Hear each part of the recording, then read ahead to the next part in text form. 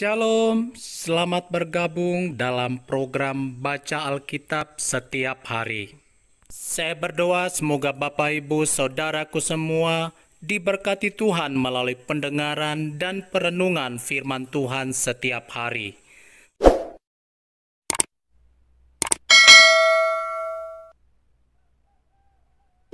Hakim-Hakim pasal 20.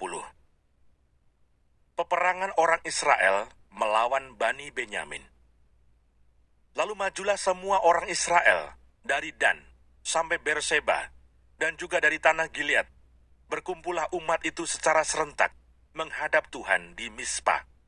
Maka berdirilah para pemuka dari seluruh bangsa itu, dari segala suku orang Israel, memimpin jemaah umat Allah yang jumlahnya 400.000 orang berjalan kaki yang bersenjatakan pedang. Kedengaranlah kepada Bani Benyamin bahwa orang Israel telah maju ke Mispa. Berkatalah orang Israel, ceritakan bagaimana kejahatan itu terjadi. Lalu orang Lewi, suami perempuan yang terbunuh itu, menjawab, aku sampai dengan kundiku di Gibea, kepunyaan suku Benyamin, untuk bermalam di sana. Lalu warga-warga kota Gibea itu mendatangi aku dan mengepung rumah itu pada malam hari untuk menyerang aku. Mereka bermaksud membunuh aku, tetapi kundiku diperkosa mereka sehingga mati. Maka kuambillah mayat kundiku, kupotong-potong dia, dan kukirimkan ke seluruh daerah milik pusaka orang Israel. Sebab orang-orang itu telah berbuat mesum dan berbuat noda di antara orang Israel. Sekarang kamu sekalian, orang Israel, telah ada di sini. Berikanlah di sini pertimbanganmu dan nasihatmu. Kemudian bangunlah seluruh bangsa itu dengan serentak sambil berkata, seorang pun daripada kita takkan pergi ke kemahnya, seorang pun daripada kita takkan pulang ke rumahnya. Inilah yang akan kita lakukan kepada Gibea, memeranginya dengan membuang undi. Kita akan memilih dari seluruh suku Israel 10 orang dari tiap-tiap 100, 100 orang dari tiap-tiap 1.000, 1.000 orang dari tiap-tiap 10.000, untuk mengambil bekal bagi laskar ini, supaya sesudah mereka datang, dilakukan kepada Gibea Benyamin setimpal dengan segala perbuatan noda yang telah diperbuat mereka di antara orang Israel. Demikianlah orang Israel berkumpul melawan kota itu, semuanya bersekutu dengan serentak. Kemudian suku-suku Israel mengirim orang kepada seluruh suku Benyamin dengan pesan, apa macam kejahatan yang terjadi di antara kamu itu? Maka sekarang, serahkanlah orang-orang itu, yakni orang-orang Durusila yang di Gibea itu, supaya kami menghukum mati mereka, dan dengan demikian, menghapuskan yang jahat itu dari antara orang Israel. Tetapi Bani Benyamin tidak mau mendengarkan perkataan saudara-saudaranya, orang Israel itu. Sebaliknya Bani Benyamin dari kota-kota lain berkumpul di Gibea untuk maju berperang melawan orang Israel. Pada hari itu, dihitunglah jumlah Bani Benyamin dari kota-kota lain itu, 26.000 orang yang bersenjatakan pedang, belum termasuk penduduk Gibea, yang terhitung 700 orang pilihan banyaknya. Dari segala laskar ini, ada 700 orang pilihan yang kidal, dan setiap orang dari mereka dapat mengumban dengan tidak pernah meleset, sampai sehelai rambut pun. Juga orang-orang Israel dihitung jumlahnya, dengan tidak termasuk suku Benyamin, ada 400.000 orang yang bersenjatakan pedang. Semuanya itu prajurit. Lalu orang Israel berangkat dan maju ke Betel. Di sana mereka bertanya kepada Allah, siapakah dari kami yang lebih dahulu maju berperang melawan Bani Benyamin? Jawab Tuhan, suku Yehudalah lebih dahulu. Lalu orang-orang Israel bangun pagi-pagi dan berkemah mengepung Gibea. Kemudian majulah orang-orang Israel berperang melawan suku Benyamin. Orang-orang Israel mengatur barisan perangnya melawan mereka dekat Gibea. Juga Bani Benyamin maju menyerang dari Gibea dan menggugurkan ke bumi 22.000 orang dari antara orang Israel pada hari itu. Tetapi laskar orang Israel mengumpulkan segenap kekuatannya, lalu mengatur pula barisan perangnya di tempat mereka mengatur barisannya semula. Kemudian pergilah orang-orang Israel, lalu menangis di hadapan Tuhan sampai petang. Sesudah itu mereka bertanya kepada Tuhan, akan pergi pulakah kami berperang melawan Bani Benyamin, saudara kami itu? Jawab Tuhan, majulah melawan mereka. Tetapi ketika orang-orang Israel pada hari kedua sampai di dekat Bani Benyamin, maka pada hari kedua itu, majulah suku Benyamin dari Gibea, menyerbu mereka.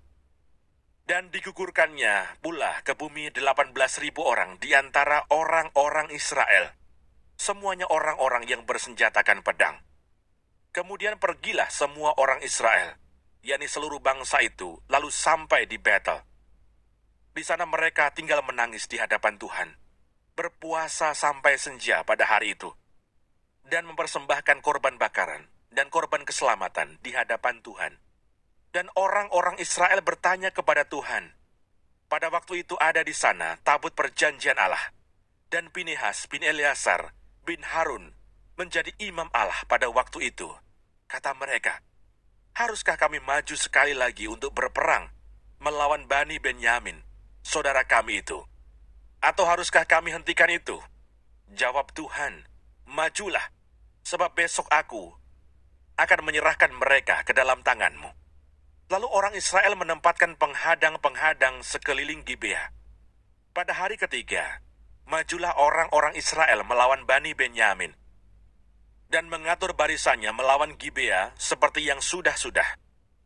Maka majulah Bani Benyamin menyerbu laskar itu. Mereka terpancing dari kota, dan seperti yang sudah-sudah, mereka mulai menyerang laskar itu pada kedua jalan raya. Yang satu menuju ke Betel, dan yang lain ke Gibea melalui padang. Sehingga terbunuh beberapa orang. Kira-kira 30 orang di antara orang Israel.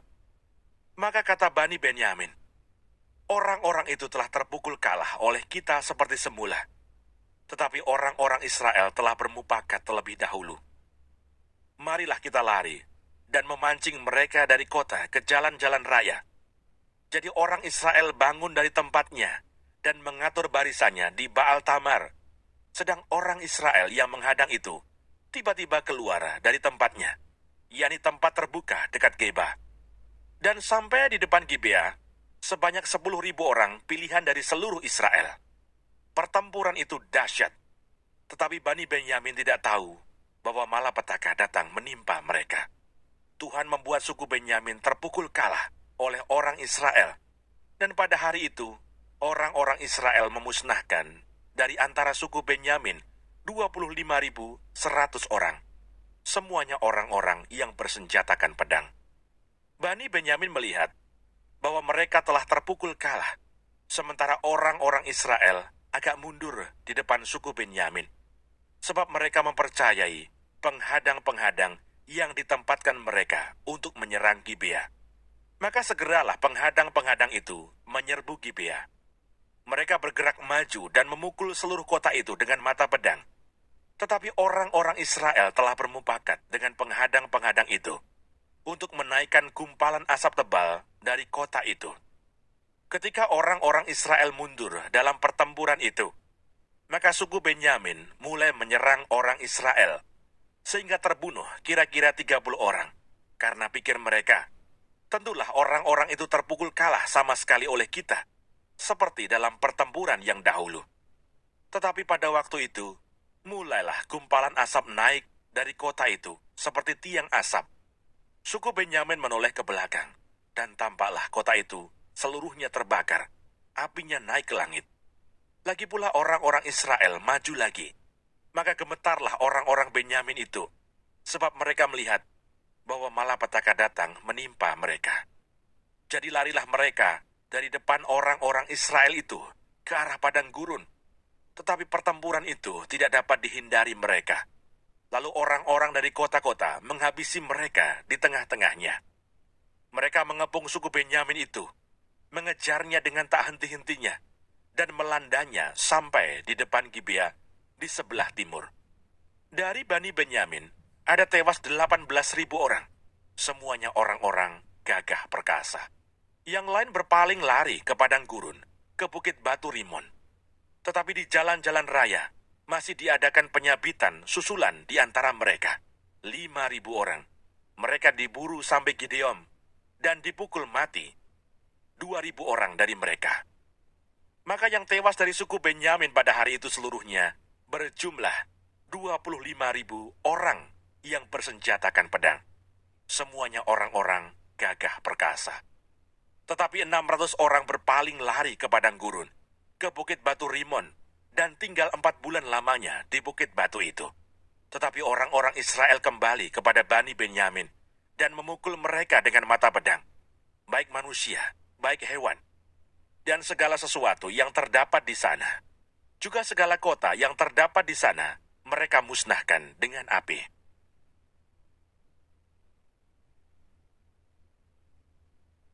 Hakim-Hakim pasal 21. Suku Benyamin dapat tetap hidup. Orang-orang Israel telah bersumpah di Mispa demikian. Seorang pun dari kita takkan memberikan anaknya perempuan kepada seorang Benyamin menjadi istrinya. Ketika bangsa itu datang ke Betel dan tinggal di situ, di hadapan Allah sampai petang, maka mereka pun menyaringkan suaranya, menangis dengan sangat keras katanya, "Mengapa ya Tuhan Allah Israel, terjadi hal yang begini di antara orang Israel, yakni bahwa hari ini satu suku dari antara orang Israel hilang. Keesokan harinya pagi-pagi, maka bangsa itu mendirikan mezbah di situ, lalu mempersembahkan korban bakaran dan korban keselamatan. Pada waktu itu berkatalah orang-orang Israel, siapakah dari seluruh suku Israel yang tidak ikut datang dengan jemaah ini untuk menghadap Tuhan? Sebab mereka telah bersumpah dengan sungguh-sungguh mengenai orang yang tidak datang menghadap Tuhan di Mispa demikian. Pastilah ia dihukum mati." Orang-orang Israel merasa kasihan terhadap suku Benyamin, saudaranya itu. Maka kata mereka, "Hari ini ada satu suku terputus dari orang Israel. Apakah yang dapat kita lakukan kepada orang-orang yang tinggal itu dalam hal mencarikan istri? Karena kitalah yang bersumpah demi Tuhan untuk tidak memberikan seorang pun dari anak-anak perempuan kita kepada mereka menjadi istrinya." Sebab itu berkatalah mereka, "Dari suku-suku Israel, adakah satu yang tidak datang menghadap Tuhan di Mispa?" Lalu tampaklah bahwa dari Yabes Gilead tidak ada seorang pun yang datang ke perkemahan jemaah itu. Lalu diperiksa jumlah bangsa itu, dan tampaklah tidak hadir seorang pun dari penduduk Yabes Gilead. Maka perkumpulan itu menyuruh ke situ 12.000 orang dari orang-orang gagah perkasa, dengan memerintahkan kepada mereka demikian, "Pergilah, pukullah penduduk Yabes Gilead dengan mata pedang, juga perempuan-perempuan dan anak-anak. Tetapi perbuatlah begini, hanya semua laki-laki sajalah, dan semua perempuan yang telah pernah tidur dengan laki-laki harus kamu tumpas." Mereka menjumpai di antara penduduk Yabes Gilead 400 orang anak gadis, perawan yang belum pernah tidur dengan orang laki-laki. Lalu gadis-gadis itu dibawa mereka ke perkemahan di Silo di tanah Kanaan. Sesudah itu segenap umat itu menyuruh orang membawa pesan kepada Bani Benyamin yang ada di bukit batu Rimon, lalu memaklumkan damai kepada mereka. Pada waktu itu kembalilah suku Benyamin, dan kepada mereka diberikan perempuan-perempuan yang telah dibiarkan hidup dari antara perempuan Yabes Gilead. Tetapi belum cukup juga jumlahnya bagi mereka. Maka bangsa itu merasa kasihan kepada suku Benyamin, karena Tuhan telah membuat keretakan di antara suku-suku Israel. Kemudian berkatalah para tua-tua umat itu, "Apakah yang dapat kita lakukan kepada yang tinggal ini dalam hal mencarikan istri? Sebab perempuan-perempuan telah punah dari antara suku Benyamin." Lagi kata mereka, "Warisan orang-orang yang terluput itu haruslah tetap tinggal pada suku Benyamin, supaya jangan ada suku yang terhapus dari antara orang Israel. Tetapi kita ini tidak dapat memberikan istri kepada mereka dari anak-anak perempuan kita.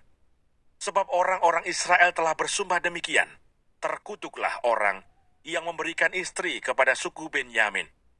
Lalu kata mereka pula, "Setiap tahun ada perayaan bagi Tuhan di Silo, yang letaknya di sebelah utara Betel, di sebelah timur jalan raya yang menuju dari Betel ke Sikem, dan di sebelah selatan Lebona."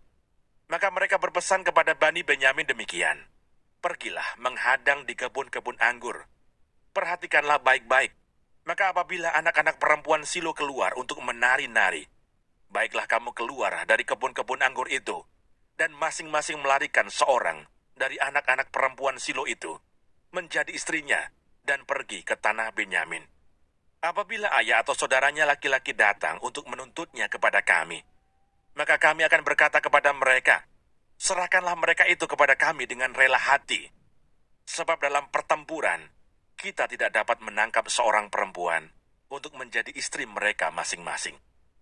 Memang kamu ini tidak memberikan anak-anak gadis itu kepada mereka. Sebab seandainya demikian, kamu bersalah. Jadi Bani Benyamin berbuat demikian. Dari gadis-gadis yang menari-nari, yang dirampas itu, mereka mengambil perempuan. Jumlahnya sama dengan jumlah mereka.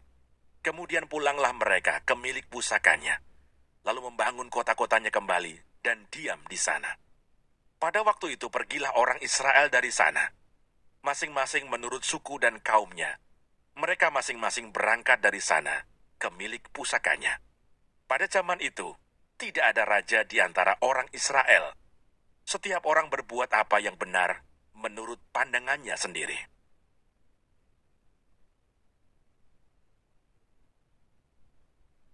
Kitab Rut. Rut pasal 1. Rut dan Naomi. Pada zaman para hakim memerintah, ada kelaparan di tanah Israel.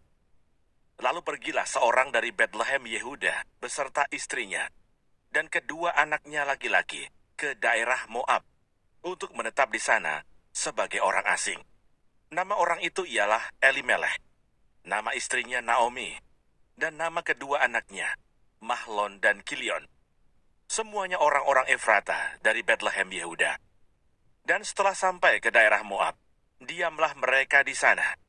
Kemudian matilah Elimelech, suami Naomi, sehingga perempuan itu tertinggal dengan kedua anaknya. Keduanya mengambil perempuan Moab. Yang pertama bernama Orpa, yang kedua bernama Rut. Dan mereka diam di situ, kira-kira 10 tahun lamanya.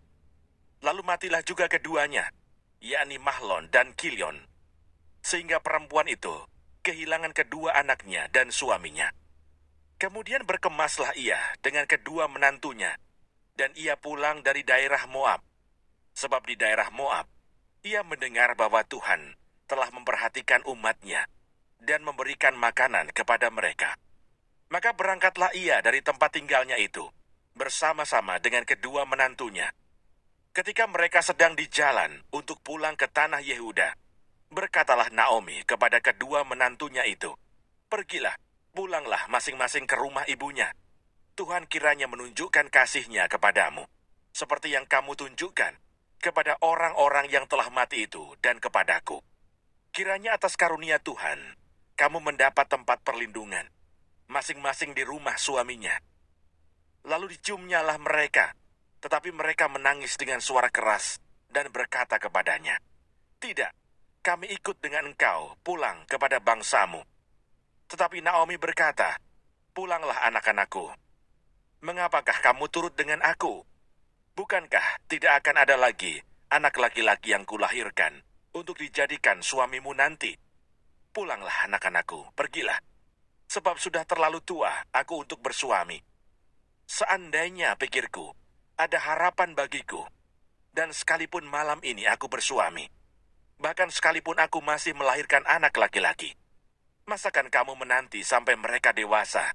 Masakan karena itu kamu harus menahan diri dan tidak bersuami? Janganlah kiranya demikian, anak-anakku.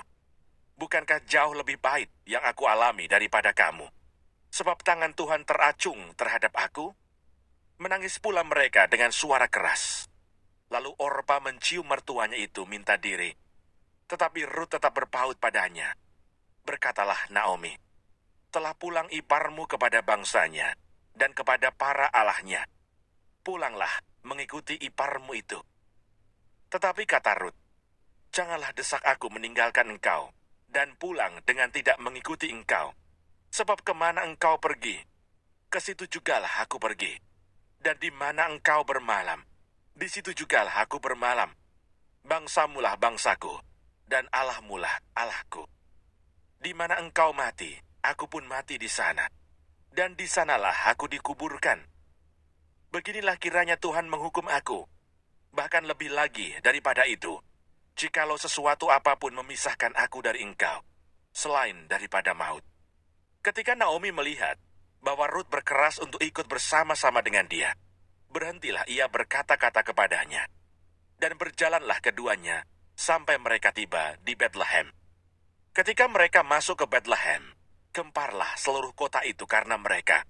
Dan perempuan-perempuan berkata, Naomi kah itu? Tetapi ia berkata kepada mereka, janganlah sebutkan aku Naomi, sebutkanlah aku Mara. Sebab yang Maha Kuasa telah melakukan banyak yang pahit kepadaku. Dengan tangan yang penuh aku pergi, tetapi dengan tangan yang kosong, Tuhan memulangkan aku. Mengapakah kamu menyebutkan aku Naomi? Karena Tuhan telah naik saksi menentang aku, dan yang Maha Kuasa telah mendatangkan malapetaka kepadaku. Demikianlah Naomi pulang bersama-sama dengan Rut, perempuan Moab itu menantunya, yang turut pulang dari